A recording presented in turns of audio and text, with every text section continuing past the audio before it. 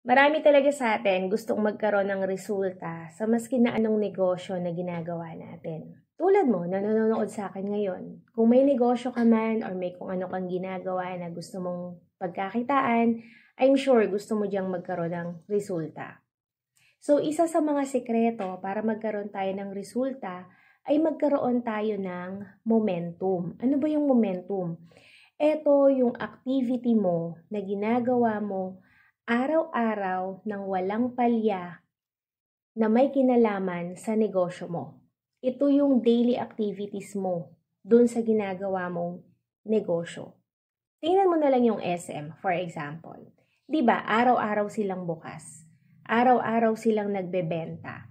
Mapa regular days man yan o mapa holiday man yan, alam nating lahat na open sila. Kaya ang tao, hindi sila nawawala sa isip nating mga kliyente na anytime tayo pumunta sa SM, anytime tayong mag-avail ng mga goods na available sa kanila, makukuha natin yan kasi alam natin bukas sila.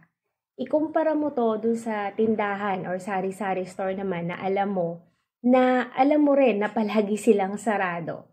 'Di ba? Kapag gusto mong bumili dun sa tindahan na yon, parang nagdadalawang isip ka na kasi baka mamaya pagdating mo doon sarado, masayang lang yung effort mo na pumunta ka ron. So, ang ginagawa mo, pumupunta ka sa ibang tindahan, doon ka na lang bumibili ng kailangan mo.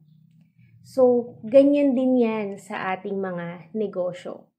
Dapat ganito ka doon sa iyong negosyo, doon sa ginagawa mong sideline, mapa part-time man yan o mapa full-time man yan, kinakailangan yung mga suki mo o yung mga tao na alam na nagne-negosyo ka, dapat alam nila na always kang available. Anytime na kailanganin ka nila, anytime na kailangan nila yung goods mo, yung services mo, dapat confident sila sa'yo na pagpunta nila sa'yo, available ka at available yung goods mo.